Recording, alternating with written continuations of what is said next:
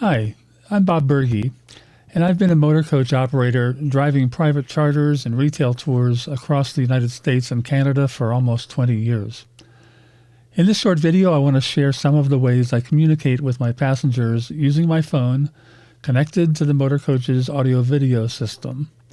I've been doing this ever since MCI, or Motorcoach Industries, started offering their enhanced media center on their J4500 motor coaches back in 2014. Prevost started offering a similar system, also starting in 2014. The system is great not just for drivers or motor coach operators to share with their passengers, but also for tour guides and tour directors, especially on multi-day tours. Although you can do some of what I'm showing you spontaneously or live, you can also prepare everything you need in advance of a tour so that you're not taking time away from your passengers. I have another short video that shows you the specifics of how to connect your phone to the Motorcoach's audio-video system, so we won't cover that here. Suffice it to say that you'll need a smartphone, manufactured probably within the last 8 years or so, the newer the better, and you'll need to connect it to a Motorcoach manufactured since 2014 that has the media center options and inputs, which includes most newer motor coaches. My experience is with both MCI J4500 and Prevost H345 motor coaches, so that's what I cover in my videos. But it works with other manufacturers' coaches too. It takes me just a minute or so to prepare the first screen my passengers will see as they board the coach. It features a welcome message that includes the most basic information for every trip, whether it's a day trip or cross-country tour, my name, the Motorcoach number, and the name of the company, and it includes the Wi-Fi information, the name of the network, and the Wi-Fi password. Much easier to show it than just to try and repeat it multiple times while people are boarding. People are much better at remembering what they hear when they also see it, so I want these things repeated at the beginning of the tour. In addition to the welcome, I include the date, and I have this slide set up with a formula that automatically inserts today's date without me having to edit that again. I have a slide like this set up for every different coach I drive since I don't have an assigned coach. So on the most basic charter trips, I don't even have to edit this. I just make sure I pull up the file for that particular coach. If I have a tour director along on the trip, I make sure that I have their name prominently displayed on the screen also. I'll show you that here in just a second. You can see throughout the coach the same information is displayed on each of the monitors. So as I was saying, the tour director's name is also displayed prominently on the welcome screen. One of these welcome screens normally remains on the bus monitors until we're ready to depart the pickup location, and it's time to play the safety video. These information slides are created in the Keynote app on my iPhone. Perfect for iPhone users because it's free and already on your phone, and it's easy to learn how to use it. I'll be posting another video in the near future on the basics of using Keynote. If you use an Android phone, you can download Microsoft PowerPoint or a number of other apps that are also available. Let me share a few more ideas on ways you might use this with your passengers on the motor coach. This screen is one I'm experimenting with a little bit right now. It includes a QR code that leads to a website with some of my additional information, including an emergency phone number for passengers on the coach. Most of our passengers these days know how to scan a QR code with their phone, and it leads them to more information right on their device that they can save for future reference. This is a screen that I often display at the end of a tour. It's just a way of thanking them and asking them for a little bit of help to make sure that they have all their belongings and help prepare the coach for the bus cleaners when we get back to the garage.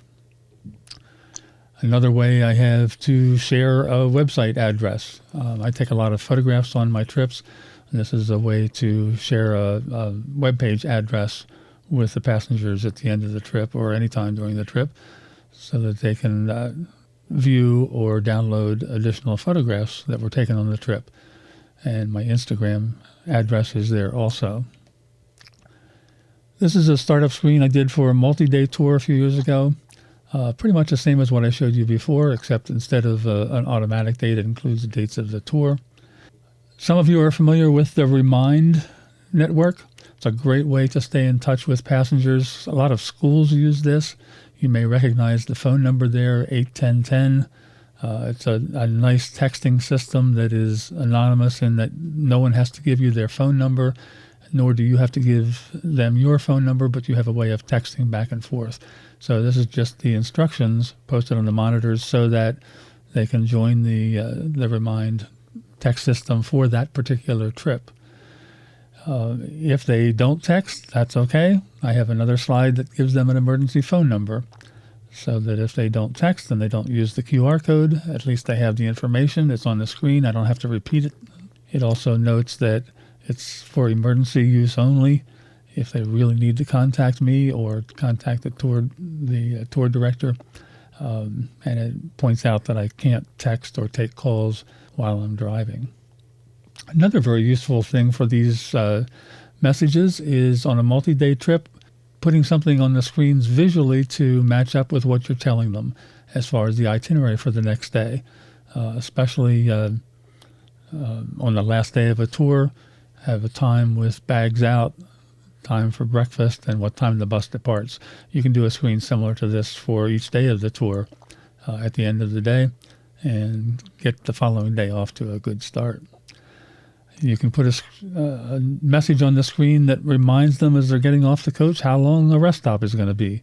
Well, if they have a chance to see it as well as hear it, that's one more chance of them being on time coming back to the Motorcoach at the end of a rest stop. There are so many other ways you can use the monitors in your coach. I've seen them used for weather forecasts, itineraries, as we already talked about, historical information about a particular location that you're at, more detailed maps. And speaking of maps, here's an example. One of the things that I do sometimes is put Google Maps on my phone.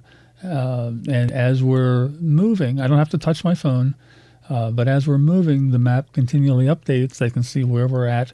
Or sometimes you or a tour director might just want to give them a better perspective on where they're at in relation to something else. For instance, here showing Lower Manhattan, there's 3 bridges that go over to Brooklyn.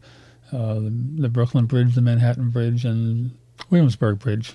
And on the opposite side where the tunnels come into the city.